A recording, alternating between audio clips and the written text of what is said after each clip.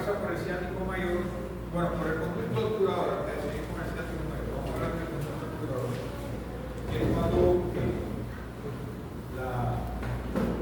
la membrana obturatriz coxal sucede de que vamos a reconocer primero cuál es la cara externa y cuál es la cara interna. La cara externa es más fácil de reconocer porque vamos a tener ese accidente óseo enorme que tenemos ahí que se conoce con el nombre de acetábulo, ¿ya? Entonces el acetábulo siempre va a ser cara externa. También vamos a tener el agujero obturador que siempre va a ir hacia la parte anterior del hueso. Entonces cabe señalar de que antes de continuar, por ejemplo, con la parte de generalidades, tienen que darle un repaso a la clasificación de articulaciones, porque aquí volvemos al mismo cuento. Clasificar las articulaciones por su función, por su estructura, por su número de movimientos. Entonces, en el caso de la articulación de la cadera o articulación coxofemoral, bueno, vamos a poder ver la característica, por ejemplo, del acetábulo, que tiene forma de hueco, y la forma de la cabeza del fémur, ¿verdad?, que forma bola. Tiene forma de una esfera o de una bola. Entonces, formando un tipo específico de articulación sinovial que conocemos como de tipo anartrosis o de tipo esferoidal o de tipo hueco-bola, como su nombre lo dice. Pero, por ejemplo, si esa misma articulación en un momento dado nosotros la queremos clasificar funcionalmente hablando, ¿cómo la clasificaríamos?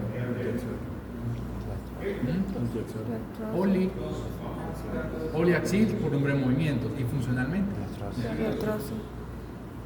Miren, aquí sucede algo que sí, por eso les digo, vamos a leer un poquito para como volvernos a acordar de nuevo, porque muchas veces me confunden las clasificaciones. Por ejemplo, me confunden la clasificación funcional, donde me dice, la clasificación funcional que me dice si el hueso se mueve, o no se mueve, o se mueve mucho. Entonces, palabras que utilizamos para describir eso: diartrosis se mueve mucho, anfiartrosis se mueve poco, y sinartrosis es que no se mueve. Y decir número de movimientos es otra clasificación. Si tiene un movimiento, uniaxil; si tiene dos movimientos, biaxil; si tiene muchos movimientos, poliaxil. Entonces, si estamos hablando de clasificación funcional, o sea, se mueve mucho, se mueve poco, no se mueve, ¿cuál sería? Diartrosis, ¿verdad? Y por número de movimientos, poliaxil, ¿verdad? ¿Por qué poliaxil? Porque puede realizar flexión, extensión, hiperextensión, circunducción, aducción, abducción, bueno, más de 2 o 3 movimientos. Entonces, ahí, ¿verdad?, siempre utilizar la misma dinámica. Y claro, poco a poco que vayamos viendo los temas, pues vamos a ir hablando, por ejemplo, de ligamentos que le brindan soporte a la articulación coxofemoral, o ligamentos que le brindan soporte a la articulación de la rodilla o del tobillo, y ahí poco a poco pues vamos a ir desarrollando todo lo demás según corresponde.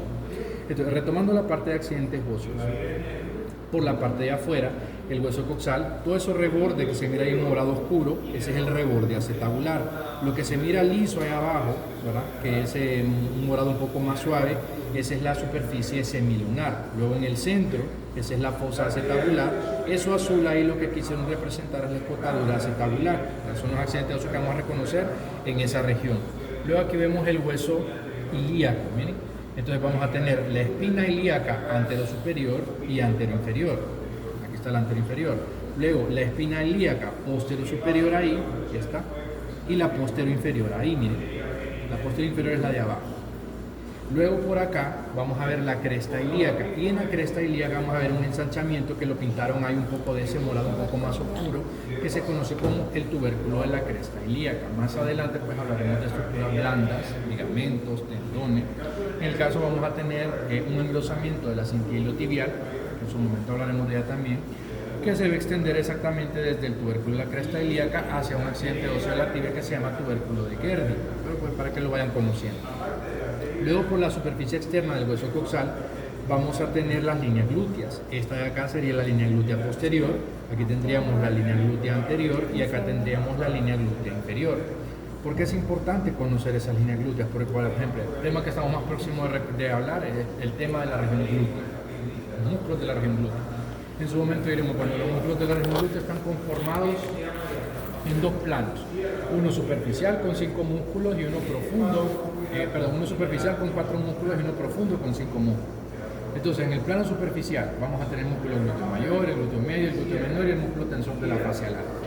Entonces, por ahí hablaremos del músculo glúteo mayor, que se origina exactamente en la superficie de la línea glútea posterior, accidente óseo de la cara externa del hueso ilíaco.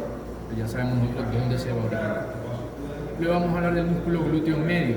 Nos dice la literatura que se va a originar entre las líneas glútea posterior y anterior, o sea, todo este espacio blanco que ustedes ven entre la línea glútea anterior y la posterior, ese va a ser el origen del glúteo medio. Lo mismo pasa con el glúteo inferior, es la superficie que se origina, el músculo que se origina entre la línea glútea anterior y la inferior. Todo este espacio blanco que ustedes ven acá va a ser el punto de origen de ese músculo. O en su momento, cuando hablemos del tensor de la fase lata, nos va a decir, bueno, ese músculo se origina exactamente entre la espina ilíaca anterosuperior y el tubérculo de la cresta ilíaca. En ese fragmento de hueso, entre esos dos accidentes óseos, ahí se origina el músculo tensor de la fase lata. Entonces volvemos al mismo tema del primer parcial, importantísimo accidentes óseos. Si usted no maneja accidentes óseos al 100%, está difícil que después le agarre a los orígenes e inserciones de músculos, y es más complicado cuando hablamos de función, inervación y todo lo demás que viene después, ¿verdad? Entonces, ahí, ¿verdad? Tenemos que ir reforzando esa información. Luego por aquí atrás nos falta ver la escotadura asiática mayor, la escotadura asiática menor, esta puntita que está pintada en morado, esa es la espina asiática o isquiática, toda esa sombra que está pintada en morado ahí es la tuberosidad isquiática. La tuberosidad isquiática literalmente, cuando nosotros nos sentamos ya nos duele demasiado, está sentado en una superficie dura, literalmente lo que nos duele es ahí, ¿verdad? O cuando un niño se nos sienta en el muslo y de repente como que nos entierra el hueso, bueno, también, ¿verdad? Lo que nos entierra es la tuberosidad isquiática, porque exactamente es la superficie ósea de soporte cuando realizamos ese movimiento, nos colocamos en esa posición. Entonces, luego por acá, por la parte de adelante, miren, vamos a ver la escotadura que ahí está sombreada en oscuro, miren, está sombreada en eje morado. Esa es la escotadura obturatriz, por donde va a pasar la testa obturatriz, el nervio y la vena obturatriz. Luego aquí tenemos el cuerpo del pubis, ahí nos pintaron en color morado, miren, la tuberosidad del pubis, y esta parte de acá, aquí se mira una pequeña línea divisoria, un punto de anclaje, miren, o un punto de articulación entre los huesos. Entonces, en conjunto se le conoce como rama isquiopúbica, porque es la unión del pubis con el hueso isquiático. Entonces, son los accidentes óseos que vamos a mencionar por la superficie externa del hueso coxal. Por aquí arriba tenemos algunos, por ejemplo, esa sombra que ustedes ven ahí en color morado, se encuentra exactamente en el punto de unión entre el hueso ilíaco, que se encuentra en esta región, y el hueso del pubis, que se encuentra en esta de acá. Entonces, si nosotros vemos esto desde uno de los lados, esa es una pequeña elevación, es una pequeña elevación que se conoce como eminencia iliopúbica. Luego por la parte de adentro van a haber algunos accidentes óseos que se repiten, por ejemplo las espinas, ¿verdad? Las espinas ilíacas posterior superior e inferior, antero superior e inferior ahí. Luego acá vemos esta pequeña fosa, miren bien aquí, esta pequeña fosa que es la fosa ilíaca, ¿no? La fosa ilíaca donde se va a originar uno de los músculos que vamos a desarrollar en la parte de compartimento anterior del muslo. Luego acá, puesto que se mira como azulado ahí, que es una superficie como bien irregular, esa es la tuberosidad o el tubérculo ilíaco, la tuberosidad ilíaca. Luego esta superficie articular que tiene forma como de oreja, cuidado ahí, que tiene forma como de oreja, recibe el nombre, le pueden llamar de dos formas, le pueden llamar superficie articular para el sacro, o le pueden llamar superficie articular para la articulación sacroilíaca, o como la mayoría de libros de anatomía lo describe como superficie auricular, así como que fuera de oreja, la forma auricular, se le puede llamar de esa manera también. Luego, esta línea morada que ustedes ven acá, esa línea morada es un borde que cuando ustedes lo miren real en el hueso, van a ver que el borde es como redondito. Entonces, todo ese borde se conoce como línea arqueada, como en latín línea arcuata, como lo mencionan a veces en los textos. Y esa misma línea, cuando va en la parte más anterior, se torna como afilada, miren. Ya no es redonda, sino que es afilada. Y cuando se torna afilada, se llama línea pectínea o pecten del pubis.